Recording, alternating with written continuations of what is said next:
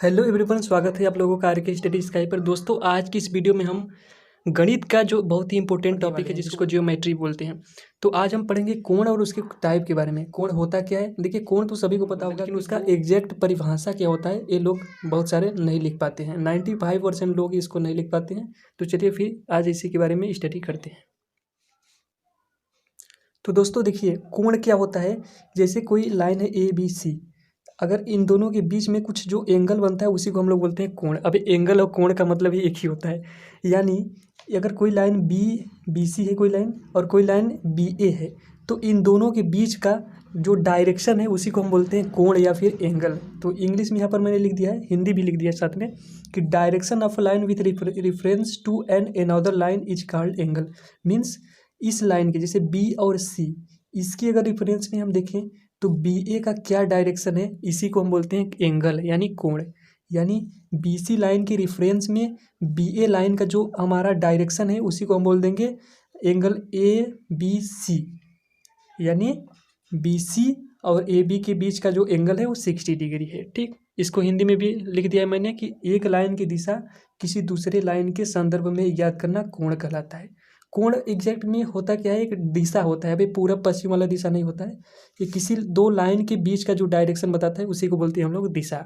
दो लाइनों के बीच का ये दिशा बताता है, उसको बोलते हैं एंगल। आई होप कि आप लोग समझ चुके होंगे। अच्छा, इसको लिखते कैसे हैं? तो इसको लिखने का तरीका होता है, जैसे B पर देखिए, कोण B पर बन रहा है, तो इसको हम लोग लिखेंगे एंगल का साइन ऐसे होता है पहले, उसके बाद ABC। याद रखिएगा कि जहाँ पर एंगल बन रहा है जिस पॉइंट पर, वो पॉइंट मिडिल में होना चाहिए। या फिर इसको एक तरह से और लिख सकते हैं कि एंगल C से चालू करिए, C, फिर B पर पहुँचेंगे B, फिर A, CBA या ABC। अच्छा, आप लोग गलती से इसको जैसे एंगल BCA ऐसे मत लिख दीजिए, गलत हो जाएगा। याद रखिएगा, एंगल जिस पॉइंट पर बन रहा है वो पॉइंट मिडिल में आना चाहिए, बीच में आना चाहिए। तो एंगल कहाँ बन रहा है, डायरेक्शन कहाँ बन रहा है, B पॉइंट पे बन रहा है, तो B बीच में आना चाहिए। तो इसको आप इस तरह से भी लिख सकते हैं और इस तरह से भी लिख सकते हैं, दोनों आपका सही है। तो आशा करता हूँ कि आप लोग कोण समझ गए होंगे। अब बढ़ते हैं कोण के टाइप के बारे में।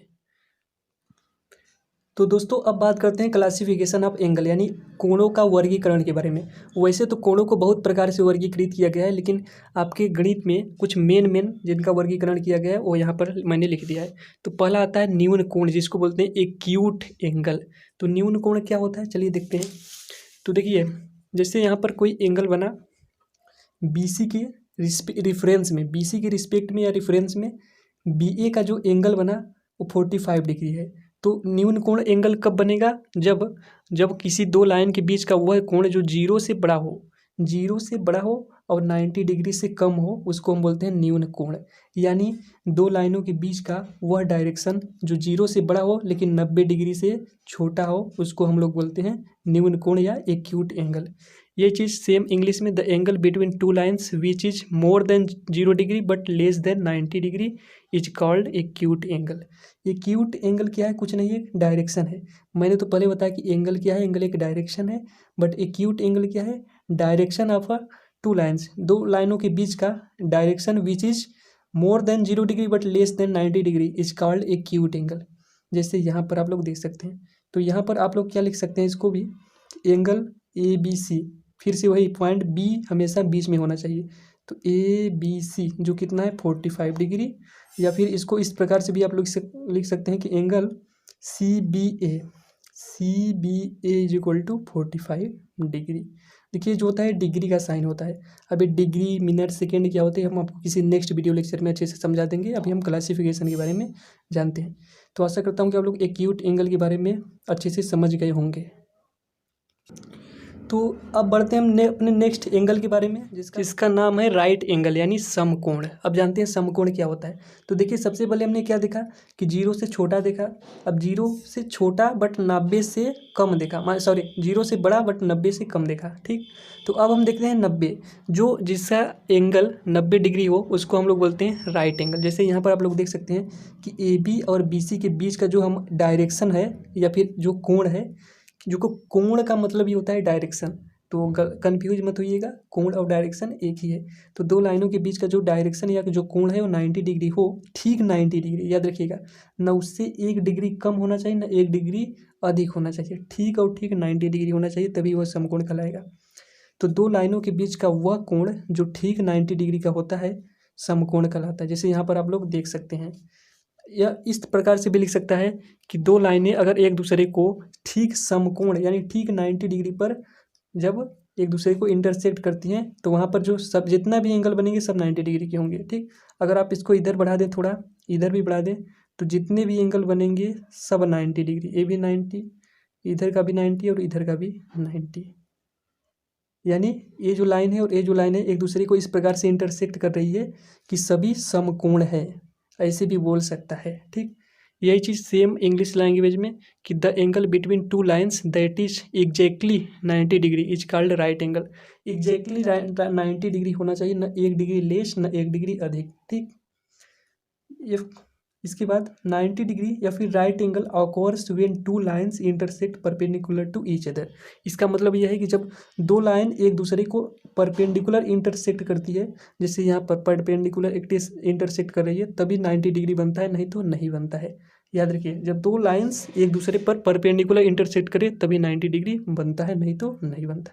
तो यहाँ पर आप इसको किस प्रकार से लिख सकते हैं कि एंगल ए, देखिए बी पॉइंट पे 90 डिग्री बन रहा है, तो बी सी बराबर 90 डिग्री, या फिर एंगल ए साइन एंगल का होता है सी बी ए बराबर 90 डिग्री। ठीक, तो दो तरह के आप इसमें लिख सकते हैं, इसके अलावा और कोई भी तरीका नहीं है कि इसको आप दर्शा सकें। ठीक, केवल दो ही तरीके होते हैं, तो याद रखिएगा इसको भी।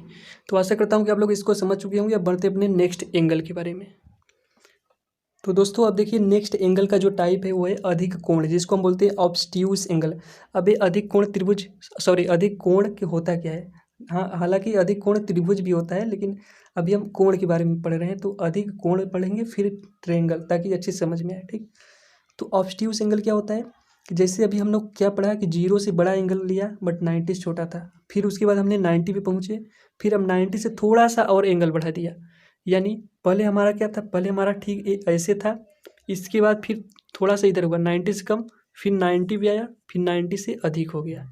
तो जो 90 से अधिक होता है एंगल, दो लाइनों के बीच का वह कोण या वह डायरेक्शन जो 90 डिग्री से अधिक हो, उसको हम लोग बोलते हैं अधिक कोण या फिर ऑब्ट्यूस एंगल। ठीक, दो लाइनों के बीच का वह कोण जो 90 से अधिक हो परंतु 180 से कम हो। याद रखिएगा, 90 से अधिक होना चाहिए, 180 से कम। अगर 180 है या 180 से अधिक है हो जाएगा तो उसका नाम बदल जाएगा। ठीक, अभी मैं उसको भी बताऊंगा आगे। तो जो एंगल 90 से बड़ा हो बट 180 से छोटा हो उसको बोलते हैं अधिक कोण।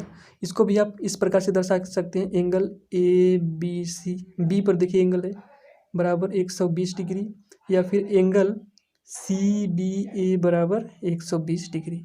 इसके अलावा और कोई भी तरीका नहीं है इसको दर्शाने का। ठीक, इसी प्रकार सेम इंग्लिश में भी लिखा है कि the angle between two lines that is more than 90 degree but less than 180 degree is called obtuse angle. Obtuse angle means that angle that is more than 90 degree but less than 180 degree. ठीक, तो दो lines B C और A B के बीच का जो direction है वो should be more than 90 degree but less than 180 degree, that's why it is called the obtuse angle. ठीक, I hope you have understood. ठीक, अब बढ़ते अपने नेक्स्ट एंगल के बारे में। तो दोस्तों देखिए नेक्स्ट टाइप जो नेक्स्ट क्लासिफिकेशन एंगल का आता है वो है स्ट्रेट एंगल या फिर रिज कोण। इसको हम सरल कोण भी हिंदी में बोलते हैं। ठीक, तो देखिए कोई रेखा हो, कोई भी लाइन हो, चाहे वो किसी प्रकार का भी हो, कितनी लंबी हो उससे मतलब नहीं है, बट लाइन सीधी होनी चाहिए। अगर कोई भी लाइन हो एकदम सीधी है तो उस पर जो एंगल बनता है वो 90 डिग्री का होता है। जैसे अगर मैं एक एग्जाम्पल से आपको बताऊँ, तो मैंने एक स्केल लिया है यहाँ पे और मैंने स्केल से एक सीधी रेखा खींच दिया, चाहे जितना, इसकी लंबाई से कोई मतलब नहीं हमें, एक मैंने सीधी रेखा खींच दिया, तो इस पर जो एंगल बनेगा इधर चाहे इधर, दोनों 180 होंगे। जैसे यहाँ पर 180 हमने केवल ऊपर ही दिखाया है, आप चाहे तो नीचे भी 180 दिखा सकते हैं। टोटल जो एंगल बनता है वो 360 होता है, जो कि एक सर्कल बन जाएगा। सर्कल कैसे बनेगा मैंने आपको पहले बताया, पहले ऐसे था, फिर ऐसे हुआ 90 से कम, फिर 90 हुआ, जिसको हम समकोण बोलते हैं, फिर 90 से अधिक हुआ अधिक कोण, फिर अब 90 से भी अधिक हो गया और 180 के बराबर हो गया, जिसको हमने बोला स्ट्रेट एंगल या रिजु कोण। ठीक, तो कोई भी लाइन हो सीधी लाइन होनी चाहिए, याद रखिएगा, लंबाई से कोई मतलब नहीं है। अगर कोई भी लाइन है सीधी है तो उस पर जो एंगल बनेगा वो 180 डिग्री का ही होगा। ठीक, तो वह कोण जिसका मान ठीक 180 डिग्री होता है रिजु कोण या सरल कोण कहलाती है। याद रखिएगा, अगर कोई किसी भी लाइन का अगर एंगल 1 डिग्री भी कम है या 1 डिग्री भी अधिक है 180 से, तब वह सीधी रेखा नहीं कहलाएगी, थोड़ी बहुत टेढ़ी जरूर होगी। ठीक, कोई भी रेखा सीधी तभी होगी जब उस पर एंगल जो होगा 180 डिग्री का होगा। जैसे मैं आपको यहाँ पर देखिए, ये जो प्रोटेक्टर दिखाई दिया है चांदा, यहाँ पर एक 0 है और यहाँ पर 180 है, यानी 0 इस प्रकार का जो एंगल सीधा जा रहा है ये कितना हो जाएगा आपका 180 डिग्री। जैसे 0 था, अगर 170 लेकर जाएंगे तो ऐसे बनेगा और सीधा ऐसे ऐसे हो जाएगा, थोड़ा सा टेढ़ा हो जाएगा, लेकिन अगर 180 खींचेंगे तो एकदम सीधा जाएगा। ठीक, सेम इंग्लिश लैंग्वेज में भी यहाँ पर भी मैंने लिख दिया है, प्रत्येक कोण 180 का होता है कि the angle of a straight line is called 180 degree. किसी भी स्ट्रेट लाइन का जो एंगल होता है उसी को हम लोग बोलते हैं 180 डिग्री एंगल या फिर स्ट्रेट लाइन। ठीक, स्ट्रेट लाइन या 180 डिग्री एंगल। अब इसके बाद नेक्स्ट, सो दोस्तों नेक्स्ट हम लोग आपका जो टाइप आता है वो है बृहद एंगल या रिफ्लेक्स एंगल। तो बृहद या रिफ्लेक्स एंगल किसे कहते हैं कि जो 180 से अधिक हो लेकिन 360 से कम हो, या आप इसको भी बोल सकते हो इस प्रकार से कि जो दो समकोण का मतलब समझिए, समकोण मैंने आपको बताया 90 डिग्री का, यानी 2 गुणे 90 कितना होगा 180, इससे अधिक होना चाहिए, इससे अधिक होना चाहिए, लेकिन लेस होना चाहिए किसी 4 समकोण से। तो आपकी बुक में भी इसी प्रकार से भी लिखकर क्वेश्चन दे सकता है कि 3 समकोण, 2 समकोण, 4 समकोण। तो याद रखिएगा कि अगर 4 समकोण लिखा है तो 4 गुणे 90 डिग्री कर दीजिएगा, जो आपका आंसर आएगा 360 डिग्री। ठीक, तो 4 समकोण का मतलब 4 गुणे 90 यानी 360 डिग्री। तो बृहद कोण वह कोण होता है जो 2 समकोण से अधिक लेकिन 4 समकोण से कम होता है। आप इस प्रकार से भी समझ सकते हैं, या फिर मैंने यहाँ पर भी एक परिभाषा लिख दिया है कि वह कोण जिसका मान 180 से अधिक होता है बृहद कोण कहलाता है, तथा आप लिख लीजिएगा कि 360 से भी छोटा होना चाहिए। ठीक, वही सेम इंग्लिश में भी कि the angle between 2 lines that is more than 180 degree is called reflex angle. Reflex angle जो होता है वो मोर देन 180 डिग्री का होता है।